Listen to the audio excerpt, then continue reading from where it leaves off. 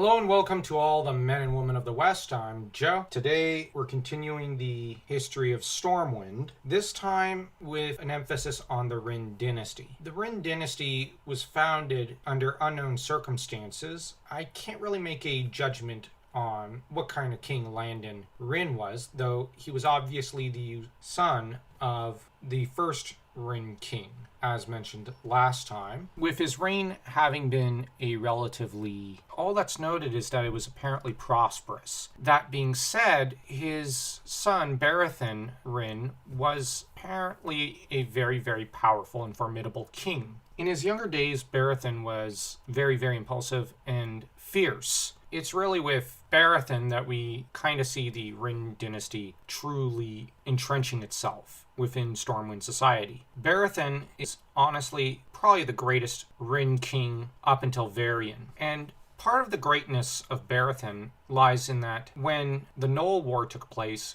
Berathan was able to... Early in his career, Berathan would end up at war with the Red Ridge pack of gnolls. Now, the origin of this conflict, which takes place 75 years prior to the First War, happens because of Garfang, the head of the Red Ridge Gnoll pack, having spent many years conquering the other tribes. Under his leadership, the gnolls began launching attacks on Stormwind City itself, so that here we see the vulnerability of Stormwind. We'll get back to that in a while. Berathan was to ask other human kingdoms for aid, got none, because it wasn't really their problem. Thus, he decided to take matters into his own hands. Armed only with a small escort of armored knights, Berathan waited for the next Gnoll assault to begin, and when it did, he and his knights rode away from Stormwind and east into the Red Ridge Mountains, with Garfang having thrown himself and his men into this siege. It speaks to the level of confidence Berathan had in the defenses of Stormwind City. This was probably the biggest assault Stormwind had ever endured,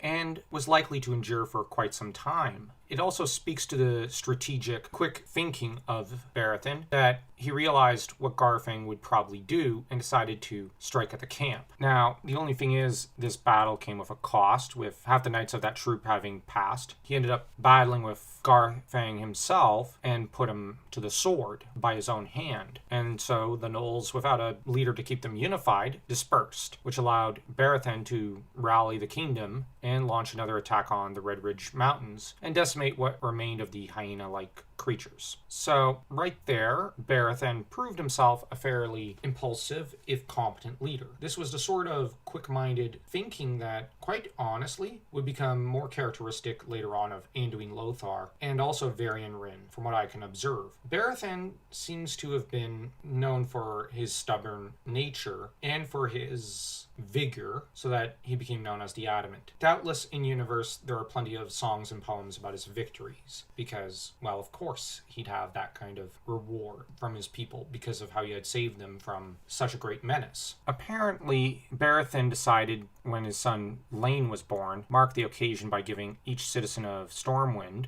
likely the city, not the kingdom, 1 gold sovereign each. This is the sort of gesture that the Romans were fond of doing. It speaks to also the wealth of Berathan as a king, so that he was probably fiscally responsible. Berathan is also noted for having been worried about Medivh when Medivh fell into a coma at an early age, to have had Northshire Abbey clerics take care of him. So what this gives us insight into Berathan as a character is that he really was a fair-minded, decent king who didn't much care about rank, and who genuinely seemed to have loved his people. Archetypally, he's obviously the warrior king archetype here, was evidently a proud man, and one who was also proposed a theory maybe a little insecure about his family being newly on the throne. I'm saying that very tentatively because I'm not sure. That said, Berathan, if he was unsure of his family's right to the throne, might have felt that he had to prove himself and the dynasty to his people, so that his impulsive acts against the gnolls were meant to prove that the Wrynn dynasty had a legitimate claim. And in the medieval period, the best way a new dynasty can prove itself was through military success and victory. This this has its foundation in the Germanic nature of most European kingdoms, as well as the fact that by its very nature, a military victory is a tangible thing that brings glory and joy to a people. That said, Lane, for his part, when he comes into the story, is a very different kind of beast. He's certainly obstinate. He's a child of peace, and he doesn't seem to fully agree with his father, who in the time since the Knoll Wars has grown to become a lot more passive. This passivity proves to be a mistake in the Gurubashi conflict, so that it seems that with old age, Berathan's youthful impulsiveness kind of began to wane, and what's more is that his confidence about his dynasty's place and his place on the throne grew. He may have begun to get a little arrogant. This, by its very nature, doesn't make Berathan a bad king or diminish his glory, but rather it does go to show that with age came a different kind of mindset from his youthful days. That being said, this doesn't mean that he was afraid of the enemy, as he did end up later charging the Gurubashi trolls with very little fear for his own life, doing a kind of suicide charge into the enemy ranks. It was his sudden death in the battle, though, that caused Stormwind to begin to crumble in their efforts to stop the Gurubashi. Now, here's where there's a massive difference between Lane and his father. Berathan was an ox of a man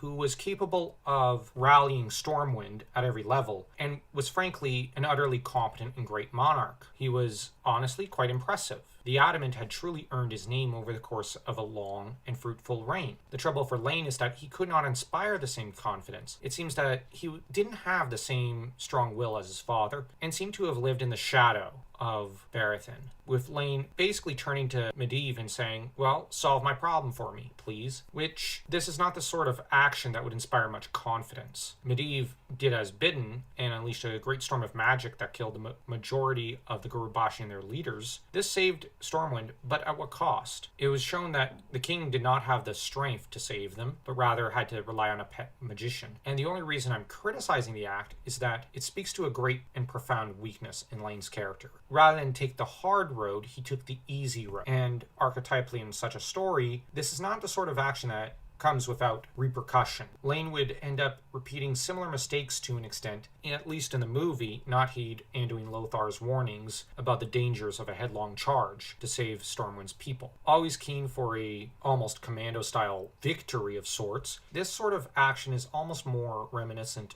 of Berathan, so one kind of sees a bit of the father's influence. My own reading of the text makes me think that maybe Lane did deal with a strange complex about his father, that he was in the shadow of this great man, and that it affected his self-confidence, so that he made very foolish mistakes in the First War, either in an effort to emulate him or to step out of his shadow. But either way, I think the Gurubashi victory did weigh upon Lane, and it would shape the man he'd become, because he has to have known that he didn't save Stormwind the way his father would have. And while it's undeniable that the results were there for all to see, the only thing is it cemented the trust of the king and Medivh, a very bad thing because Medivh was later to betray this trust. And it also goes to show Lane was, in some ways, not the man his father, and even his son would become. Lane, though, was to meet his death in the First War at the hands of Garona. I'm only going to touch lightly on the First War here because I'm doing other videos on the First War, Deep for Detail and Battle for Battle and whatnot. Check out the Chronicles of the First War podcast. That being said, Lane deep down was a good person. He would decide that he wanted to at least extend the olive branch to Garona. Garona, though haunted by the vision that she would one day kill someone close to her, had decided to hide this fact. Compelled by the Kingslayers, through which Gul'dan controlled her, she would, in the end, carve out Lane's heart in front of his son, Wrynn, traumatizing the young boy, with Garona having been crying during this monstrous act. Wrynn, by the time of Warcraft 3 and World of Warcraft, or at least the start of it, the classical period, is quite the formidable warrior king. I'm not going to lie. Probably the second most formidable man alive by the time of Warcraft 3, second only to Arthas. He honestly, in some ways, exerted more wisdom than Arthas. And the reason I say that is just that Arthas was probably of a more impulsive temperament than Varian. Varian could be impulsive, but it was more in the mold of his grandfather, Barathin, whom, as noted before, is quite the awesome character and awesome king. Varian, because he didn't grow up under the shadow of a great king, didn't develop some of the psychological issues his dad probably did. That being said, witnessing the weakness of his father, who showed compassion to enemies and mercy when he maybe in the eyes of the new king probably shouldn't have, would harden Varian. He became a tough man, a hardened individual, and one who didn't really like extending, initially, mercy without some guarantee. Which, yeah, fair. That being said, where Lane might be more a magician king of sorts, one who uses trickery and inspirational speeches and other such virtues and values, Varian's more like Barathin, as said, in that he's a warrior king. So his favorite aspect of kingship is the warrior, rather than the lover or magician. So if you enjoyed this video, don't forget to smash that like and that subscribe button, as though you were Arthas taking down Sylvanas.